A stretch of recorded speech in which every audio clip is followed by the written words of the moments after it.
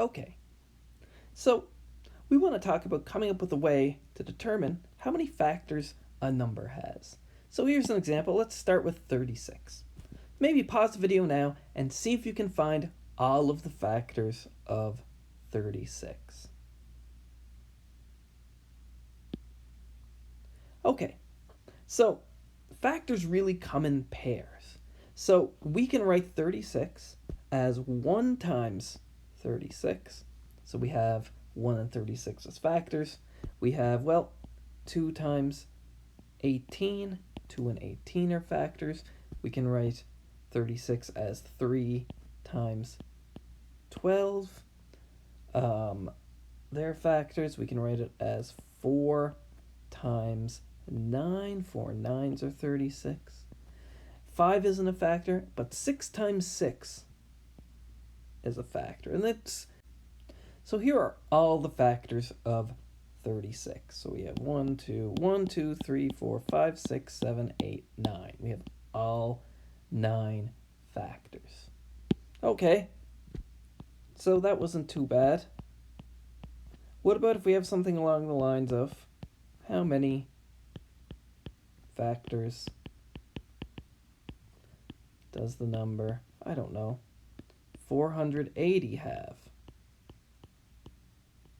Okay, well, I mean, you could list them all, just like we did here, pick them off in pairs, but I will tell you that if you tried, it would take a very, very, very long time to do. So we have to come up with a better way of thinking about this problem. All right, so I'll just write down here, listing is too hard.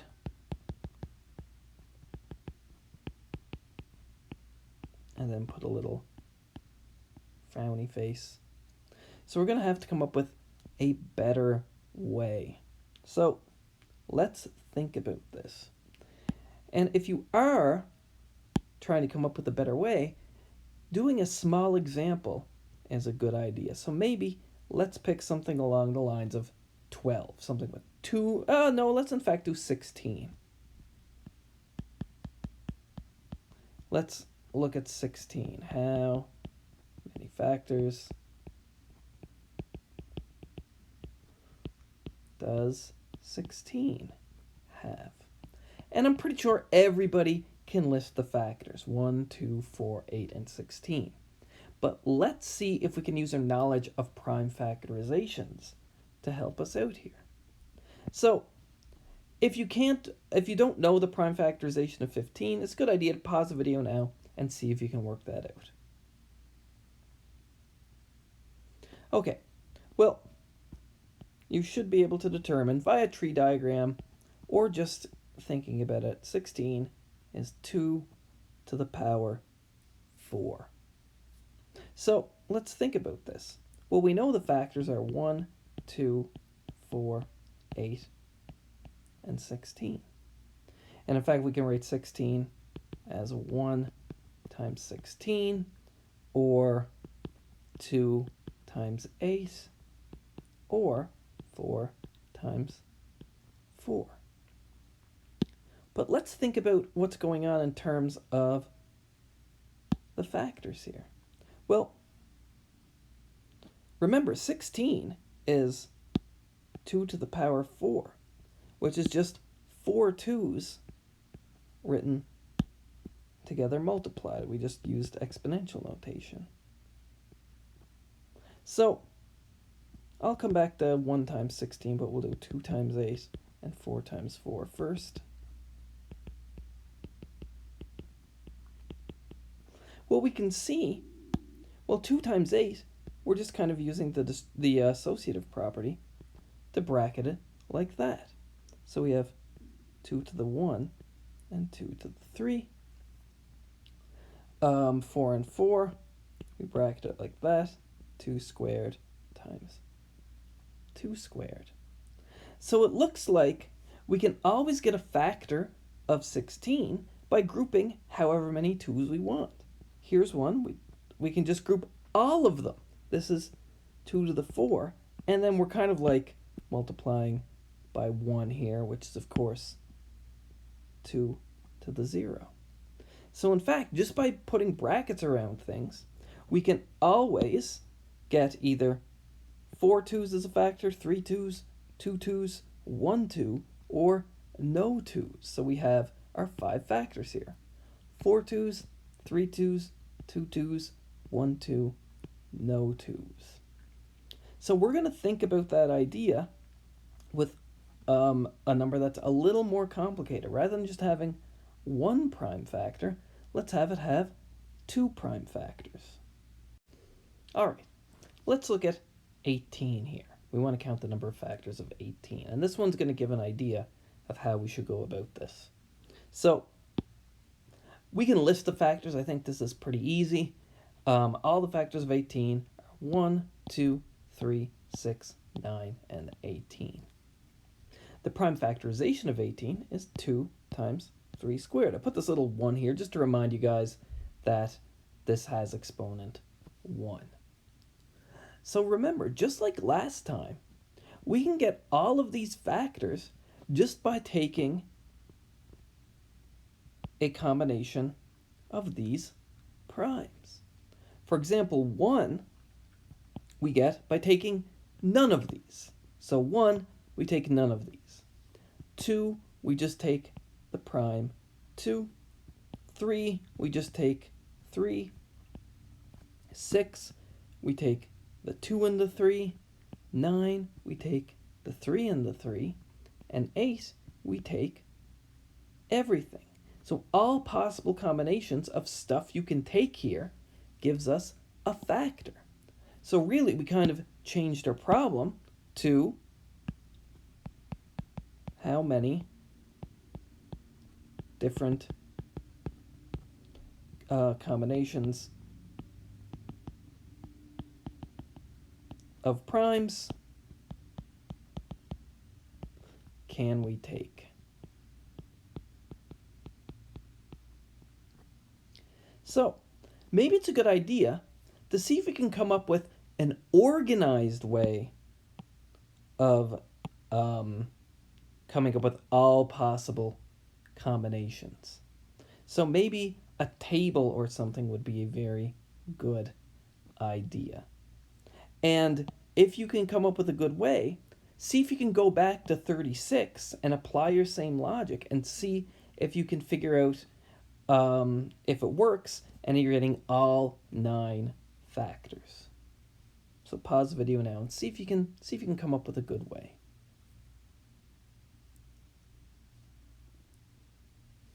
All right. So the way I'm going to come up with, and this isn't the only way, but I'm going to do it in a table like this. So here's my table. That wasn't very good. That's a little bit better. So we'll have 2's here and 3's here. So the number of 2's I can have in a factor, I can either have no 2's or I can have 1 2. So I can either have none of these 2's or I'll take the 2. With the 3, I can either have no 3's, 1 3, or 2 3's. So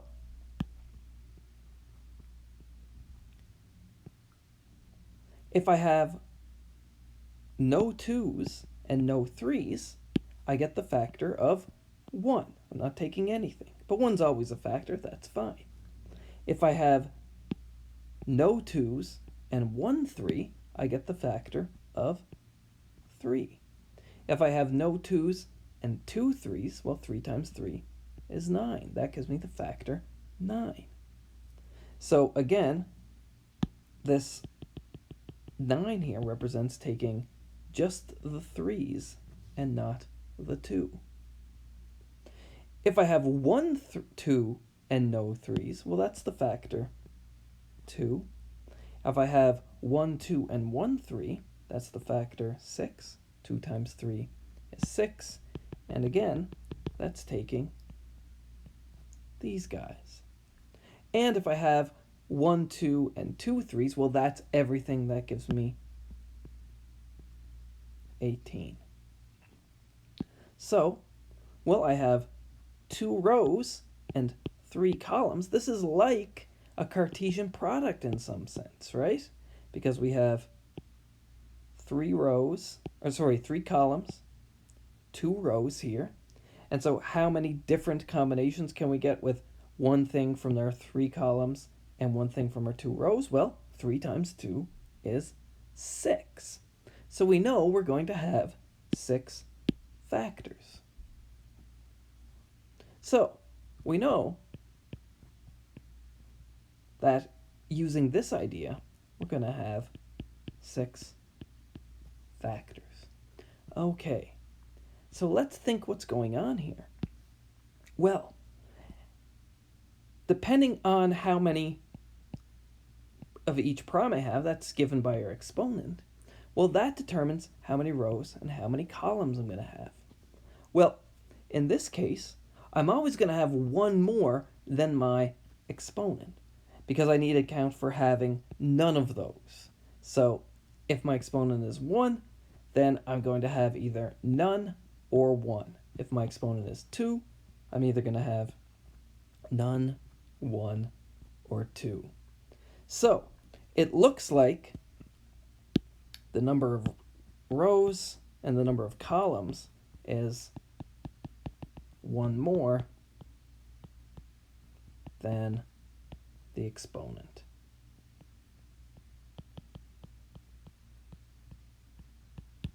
So that's great. Let's do this with 36 to make sure that it makes sense. And if it does, then we'll move on and we'll look at if we have more than 2 primes. Okay, so we know 36, let's do it in black actually, 36 is, you can check, it is 2 squared times 3 squared. Okay, so let's do our table. Remember there were 9 factors, let's see if we can get all 9 of them. And in fact, we don't even need to fill in the table, we just care about how many rows and columns there are. So our factors are either going to have no 2's, 1 2, or 2 2's, or no 3's, 1 3, or 2 3's. So the number of factors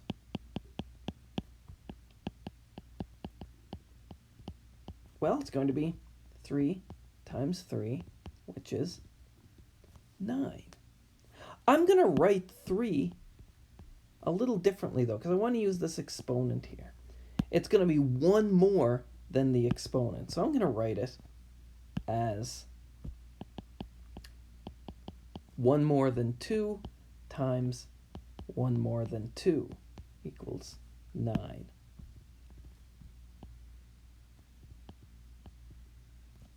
So the first one is 1 more than this exponent to account for when we have none of that factor. Same with the number of columns. We need to include the possibility of having 0, so that's 1 more than the exponent. So we're going to have 9 in total. And again, we can figure out the exact factor just by taking, say, a certain number of 2's and a certain number of 3's. For example, we could take 2 2's and 1 3. So 2 times 2 times 3 is 4 times 3, which is 12. So the element in this cell of our table is 12. And if we wanted to, we don't have to, but we could figure out every factor just by taking the appropriate number of 2's and 3's. So this is, let me make this just a little more clear. This is 2 to the 2, since we're in the 2 row, so this 2 is the same as this 2, that tells us how many 2's we have, times 3 to the 1. So this 1 is the same as this 1. Even though the 1 isn't written, remember, it's assumed to be there. So hopefully that makes sense. Okay, so that's the whole idea. We have to choose a number, however many 2's we're going to take, however many 3's we're going to take. Let's do a different example. Okay? What about, let's do one with 3 different prime factors.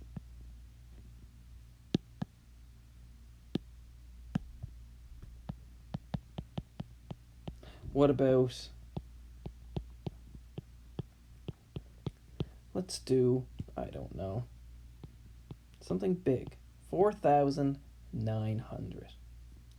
Well, we need the prime factorization first. Let's factor this. I see a factor of 100 right away, so we'll take that out. So 100 times 49. 100 is 10 times 10, and each 10 is 5 times 2. And 49 is, of course, 7 times 7. All of these are prime. So the prime factorization for 4900 is 2 squared times 5 squared times 7 squared. Okay, so let's look at this. Each factor, so the number of factors,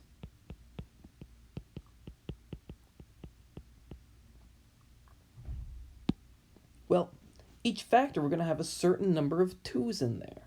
We're going to either have 0, 1, or 2. So we're going to have 3 choices, 2 plus 1. So I wrote down this 2 is this exponent here. And then we have to add 1 to the number of choices because we could have 0 of that factor. All right. And then we need to choose the number of 5's we're going to have. And there's 2 5's in total. So this 2 is that 2. Okay. And finally, well, the number of 7's, we can either have 0, 1, or 2 again. So there are 3 choices again. I'm going to write it as 2 plus 1, where this 2 is that 2. So this is going to be, well, 2 plus 1 is 3 times 3 times 3, which is 3 cubed, which is 27.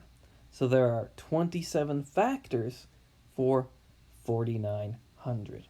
We can't really do a table for this. The table was good if there's only 2 factors. It kind of gives us the idea.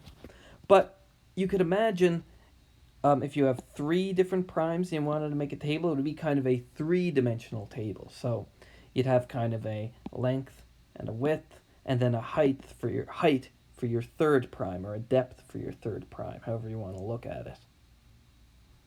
But we can still use that idea to think about a good way of counting the number of factors if you have more than 2 primes. This was a good kind of training wheel to get us thinking in the right way. And in fact, in general, we can write down what happens. All right, so here's the nice general result that we can apply to every number. Say we have a number n, and we write it in its prime factorization. That's very key. This must be the prime factorization. It doesn't work if it's not. So you need to have the prime factorization of n. Then you can count the number of factors by just adding 1 to each of the exponents and then multiplying those numbers together. So you add 1 to each of the exponents and you multiply them together. Let's do a little example.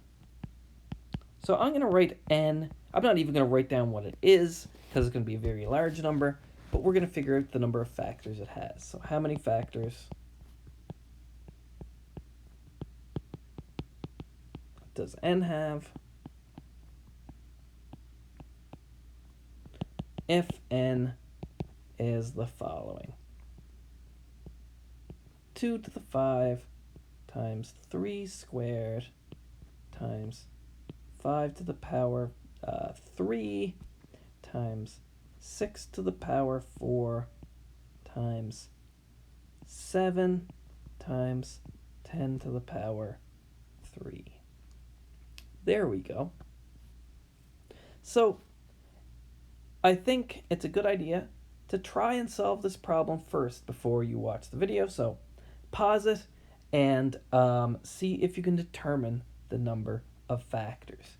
Remember, and this is important, in order to use this idea up here, n needs to be written in its prime factorization.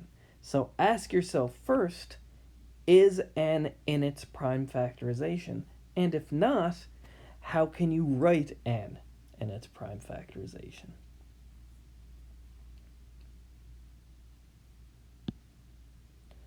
Okay, so hopefully you realize that this isn't a prime factorization for the number n, because we have a 6 and a 10 here. They're not prime numbers. So we need to do a little bit of rearranging to do this. So let's just write the prime factorization of 6 and 10, and then we'll have to do a little exponential work, use our exponential rules to simplify. So we have 2 to the 5 times 3 squared times 5 to the third, no problems here. But 6 we can write as 2 times 3, so we have 2 times 3 to the power 4 times 7 times 2 times 5 to the power 3. Okay, so now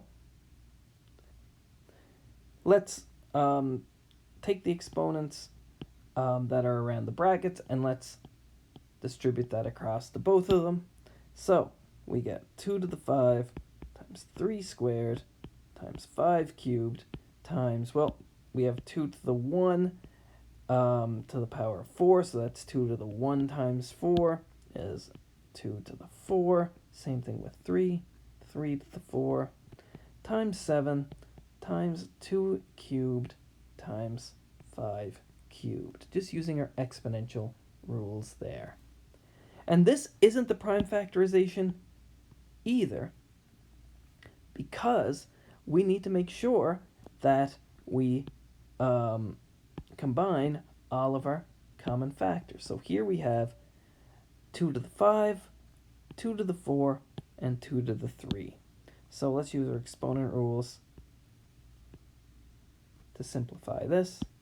So we have 2 to the 5 times 2 to the 4 times 2 to the 3. We're multiplying things that have the same base, so we add the exponents. 5 plus 4 plus 3. And just as a bookkeeping exercise, I'm going to cross off everything that I've used just to make sure that I simplify this correctly. So that's my 2's done. 5 2's times 4 2's times 3 2's. That's all of these guys. Great. Let's do our 3's next. Times 3. So I only see 2 there, so it's going to be 3 to the 2 times 3 to the 4, so 3 to the 2 plus 4. That's these guys. Let's do our 5's. We have 5 cubed and another 5 cubed, so it's 5 to the 3 plus 3. So cross those out. And then we're just left with a 7. Okay. And let's simplify this. So 5 plus 4 plus 3 is 12. And we have 3 to the 6, 5 to the 6, and 7 to the 1. So the number of factors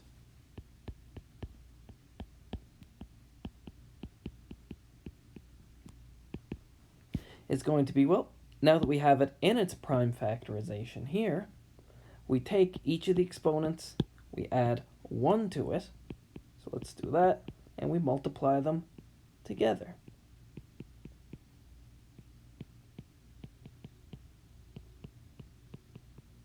There we go. So this is going to be 13 times 7 times 7 times 2. And again, well, we just need to be a little bit clever when we multiply this. You can do this in any order you like, but I'm going to just do the ones that I find easy. I know 7 7s are 49. 13 times 2 is 26. So I'm going to use the associative and the commutative property. I'm not going to write it down, but that's what I'm doing here. So this is 49, which is 7 times 7 times 26. Okay, and just doing a little bit of multiplication. 49 times 26. So 4, carry your 5. 6 times 4 is 24 plus 5 is 29. And then 49 times 2 is 8. Carry your 1. 4 times 2 plus 1 is 9. We add these together. And we get, let me make a little more room here. There we go.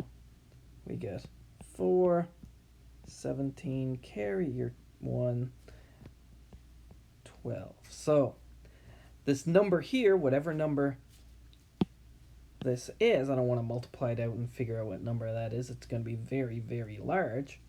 But it is for sure a number that has 1,274 factors. Okay. So there are the number of factors that our number has. Now, I have a part B. So let's call this part A. Part B. So my next question is, how many of these factors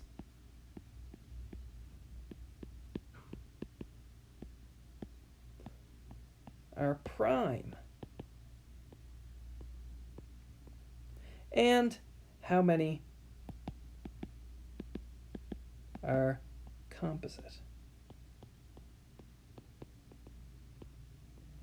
So, pause the video and see if you can figure that out.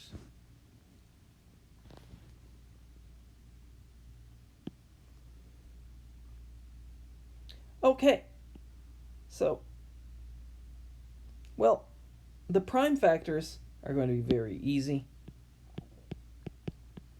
The prime factors, we already listed them because we have and it's prime factorization. Its prime factors are 2, 3, 5, and 7.